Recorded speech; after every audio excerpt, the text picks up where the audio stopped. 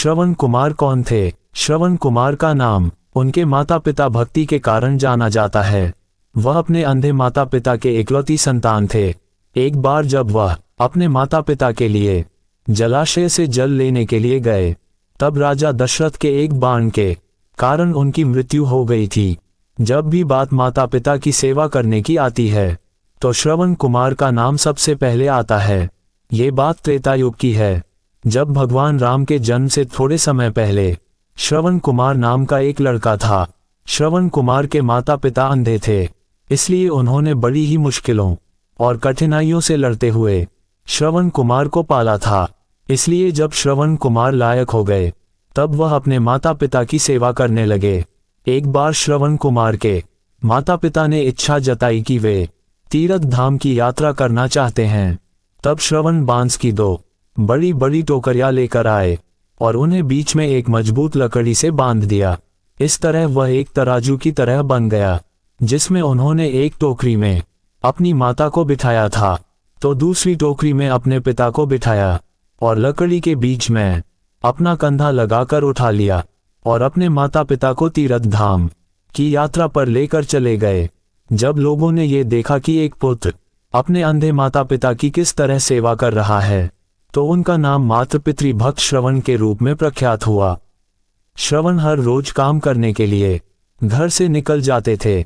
इसके बाद वह जंगल में लकड़ियां काटने के लिए जाते और अपना चूल्हा जलाने के लिए लकड़ियां जंगल से बटोर कर लाते। उसके बाद चूल्हा जलाने के बाद वह अपने माता पिता के लिए खाना बनाते। श्रवण इतनी मेहनत करते देख उनके माता पिता हमेशा ये सोचते थे कि वह कब इस उलझन से मुक्त हो पाएंगे। श्रवण की माता घर के काम करने के लिए श्रवण को मना करती, लेकिन फिर भी श्रवण कुमार अपना कर्तव्य मानकर घर और बाहर का हर काम स्वयं करते थे। एक रोज श्रवण कुमार खाना बना रहे थे, तब उनके माता पिता ने उनसे कहा कि उन्हें प्यास लगी है। अपने माता पिता की प्यास बुझाने के लिए श्रवण कुमार नजदीकी जलाशय से जल लेने के लिए चल पड़ते हैं। जब श्रवण जलाशय से जल भर रहे थे, तब उनके बर्तन से ऐसी आवाज निकल रही थी जैसे कोई जानवर पानी पी रहा हो। ठीक उसी समय अयोध्या नगरी के राजा दशरथ शिकार के लिए जंगल में आए हुए थे। राजा दशरथ के पास शब्दभेदी बाण चलाने की कला थी, जिसमें वह केवल ध्वनि सुनकर अपने बाण को निशाने पर मार सकते थे। श्रवण कुमार पानी भर रहे थे। उनके बर्तन से निकलने वाली ध्वनि जब दशरथ ने सुनी, तो उन्होंने सोचा कि वह कोई पशु है जो कि जल पी रहा है। यही सोचकर राजा दशरथ ने उस ध्वनि की तरफ अपना बाण छोड़ दिया। जब वह बाण श्रवण कुमार के शरीर पर लगा, तो उन्होंने जोर से चिल्लाया। श्रवण कुमार के चिल्लाने की आवाज सुनकर राजा दशरथ को आभास हुआ कि उन्होंने किसी मनुष्य पर बाण चला दिया है। अपने घोड़े से उतरकर राजा दशरथ तुरंत उस जगह पर पहुंचते हैं जहां पर श्रवण घायल अवस्था में पड़े थे। राजा दशरथ को अपने किए पर ग्लानि महसूस होती है और वह मन ही मन बहुत दुखी होते हैं और श्रवण कुमार से क्षमा मांगने लगते हैं। श्रवण कुमार उन्हें धीरज बंधाते हुए कहता है कि महात्मा, आप जो भी हो, मेरा केवल इतना काम कर दीजिए।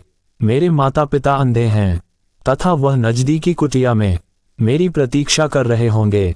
आप ये जल ले जाए और उनको पिला दीजिए। ये कहकर श्रवण अपने प्राण त्याग देते हैं। अपना मुख शर्म से नीचा करके राजा दशरथ श्रवण कुमार से वह जल का पात्र लेकर उसके माता पिता के पास पहुंचते हैं। वहां पहुंचकर जब राजा दशरथ उन्हें जल पीने के लिए कहते हैं, तब वह दोनों उनसे पूछते हैं कि उनका बेटा श्रवण कहाँ है। तब मन में दुखी होते हुए गिलानी से भरपूर राजा दशरथ उन्हें सारा वृतांत बताते हैं कि वह उनके अपराधी हैं तथा उनके भूल के कारण उनके पुत्र श्रवण कुमार की मृत्यु हो चुकी है। अपने इकलौते पुत्र की मृत्यु की खबर सुनकर दोनों माता पिता बुरी तरह से रोने लगे। रोते रोते श्रवण कुमार की माता ने अपने प्राण त्याग दिए। तब श्रवण के पिता ने राजा दशरथ से कहा, हे राजन, तुम्हारे एक भूल के कारण मेरे पूरे परिवार का विनाश हो गया। पहले मेरा पुत्र मारा गया और अब मेरी पत्नी ने भी प्राण त्याग दिए, तो अब मैं भी अपने प्राण त्यागने जा रहा हूँ। इसलिए मैं तुझे श्राप देता हूँ कि जिस तरह आज मैंने अपने पुत्र के वियोग में अपने प्राण त्यागे हैं, उसी तरह तू भी भविष्य में एक दिन अपने पुत्र के वियोग में प्राण त्याग देगा। राजा दशरथ को ये श्राप देते हुए श्रवण के पिता भी अपने प्राण त्याग देते हैं। उसके बाद में दुख और ग्लानि से भरे हुए राजा दशरथ उन तीनों का अंतिम संस्कार करते हैं। दोस्तों, उम्मीद है कि आपको यह वीडियो पसंद आया होगा। इस पोस्ट को अपने दोस्तों और परिवार के साथ जरूर शेयर करें और वीडियो को लाइक करें, चैनल को सब्सक्राइब करें और भी ऐसे ही वीडियो देखने के लिए